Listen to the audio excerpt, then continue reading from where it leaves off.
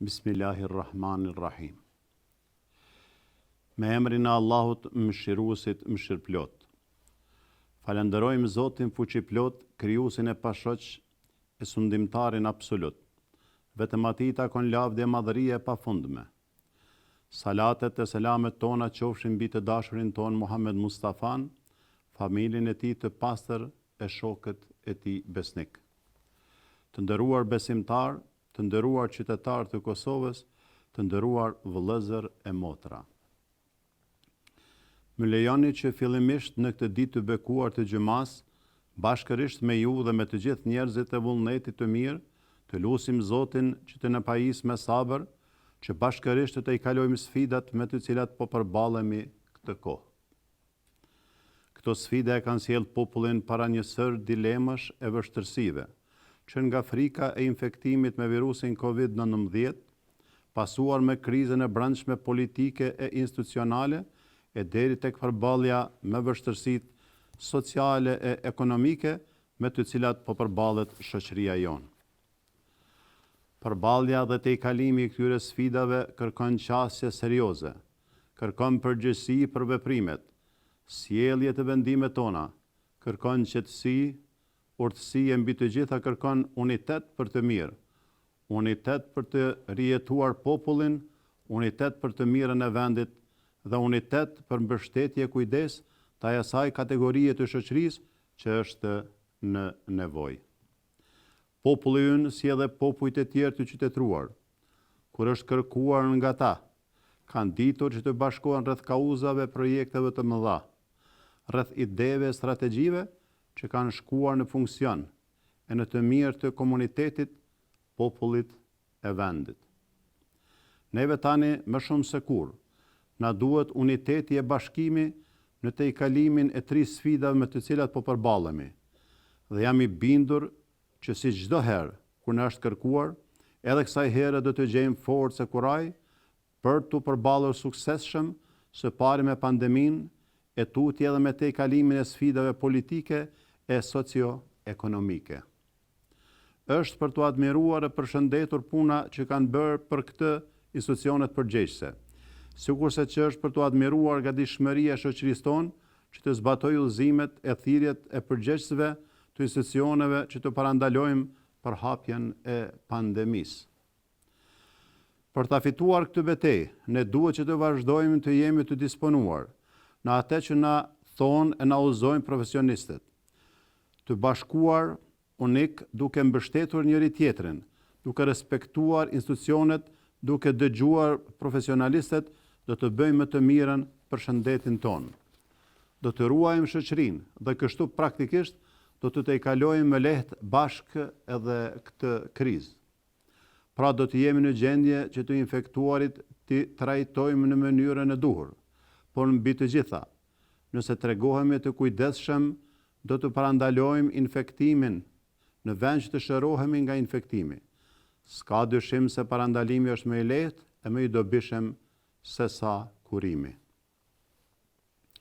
Me këtë tregojmë kulturën e përgjegjësisë si popull, dëshmojmë vetëdijen për rrezikun me të cilin përballemi, si dhe vizionin për tejkalimin me sa më pak pasoja. Vëllezër e motra, nga e kaluara historisë njerëzore, na është bërë ditur se çdo shoqëri apo komunitet që ka manifestuar bashkim e unitet, ka arritur objektivin për të cilën është angazhuar dhe ka ecur përpara në të gjitha fushat e jetës. Ndërsa në ato shoqëri që ka mbizotruar përçarja, urrejtja e interesi i momentit i një grupi apo një klani, këto shoqëri kanë ngelur prapa, kanë humbur perspektiven dhe kanë dëmtuar të ardhmen e tyre. Për këtë Allahu i madhruar në Kur'anin famlar thot: "Dhe bindjuni Zotit dhe të dërguarit të tij, mos u përçani mes vete, e të dobësoheni e të bie nami dhe fuqia juaj. Të jeni të durueshëm se Allahu është më të durueshmit." Nëse kuptojmë drejt mesazhin e këtij ajeti të Kur'anit dhe vëmë në zbatim porositë e tij, ne do të bëjmë atë që do Zoti, do të jemi në shërbim të vendit, popullit e njerëzisë në përgjithësi. Vëllezër e motra, vendi ynë këto ditë përveç pandemisë që ka përfshirë tërë botën, e të cilën deri më tash mund të themi se e kemi përballuar mirë, dhe uroj që kështu të vazhdojmë. Ne si shoqëri në këtë kohë po përballemi edhe me krizën institucionale e politike që është shkaktuar nga të zgjedhurit tanë. Ajo çfarë ka ndodhur nuk kthehet, por për të kalimin e saj s'ka dyshim se neve na duhet urtësi e përgjegjësi për atë që themi e ligjerojmë, për diskursin që kultivojmë ndaj njëri tjetrit dhe për veprimet e vendimet që marrim për vendin tonë. Ne të gjithë jetojmë këtu, veprojmë e punojmë në këtë vend. Tu i rrisim fëmijët tanë dhe këtu do të jemi edhe pas kësaj krize, pra njëri tjetrit, dhe prap duhet të punojmë e jetojmë bashkë me njëri tjetrin. Na duhet përgjegjësi e urtësi, ashtu siç na ka hije dhe siç veprojnë shoqëritë e përparuara. Nuk është vlerë e popullit tonë kultivimi i gjuhës së urrëties që po kultivohet në debatet e këtyre ditëve. Dallimet që kemi për çështje të caktuara nuk duhet të kthehen në urrëtie mosdurim. Dallimet duhet parë si vlerë për të arritur atë që është më e mirë për vendin e popullin, e jo për të krijuar polarizim, huti e përçarje. Jemi të obliguar që në biseda, ligjerime, debate të ruajmë gjuhën tonë, të mos mbjellim mosdurim me urrëtie, për këtë pejgamberi ynë Muhamedi alayhis salam na ka porositur. Mos urreni njëri tjetrin, mos ja keni zili njëri tjetrit, mos ja ktheni shpinën njëri tjetrit, as mos i shkputni marrëdhëniet tuaja dhe bëhuni robër të Allahut, vëllezër të mirëfillt. Me këtë rast, ftoj të gjithë përgjegjësit, spektrin institucionale politik, shtalën anash interesat e tyre ideologjike, politike klanore, për të kenë parsor interesin e popullit e vendit, e të bashkuar e unik, ashtu siç kërkohet nga ne të jenë në krye të detyrave që u ka besuar sovrani, duke bashkëpunuar e bashkëvepruar, se vetëm kështu krye misionin për të cilin janë mandatuar. Vëllezër e motra, pandemia që ka përfshirë globin, përveç smundjes, vdekjeve, krizës shëndetësore, ka rënduar dhe gjendjen sociale ekonomike gjithandej vendeve të botës.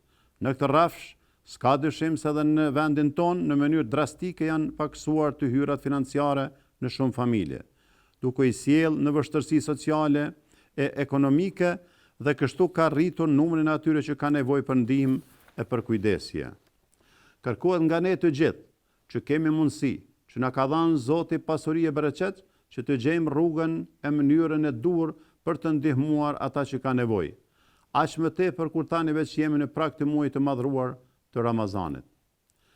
Me këtë rast apeloj të gjithë besimtarët dhe qytetarët që kanë mundësi materiale që të kujdesen e të mbështesin familjet, që këto ditë ka nevojë për ndihmën e për kujdesjen tonë. Ne, në kujdesin e solidaritetin ndaj njëri tjetrit, e kemi vlerë të kultivuar ndër shekuj dhe vlerë dalluese të popullit tonë, dhe pikërisht kjo vlerë na ka bërë të fortë të përballojmë sfidat e fortunat me të cilat na ka përballur historia.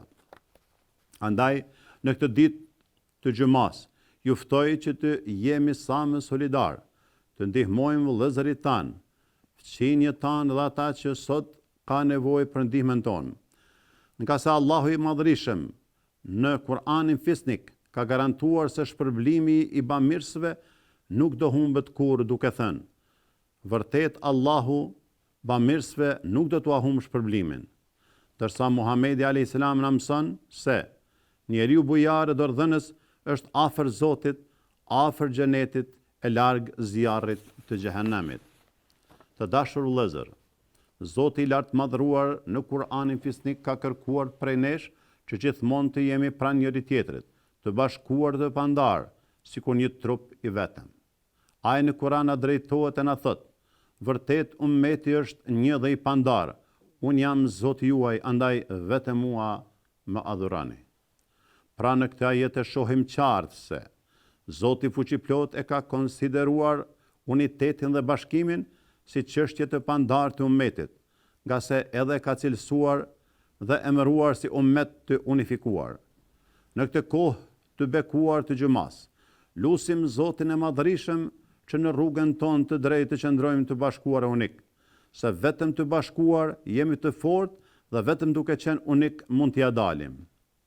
O Zot i madh dhe i vërtet, na ruaj ne dhe vendin ton sa të ketë jetë.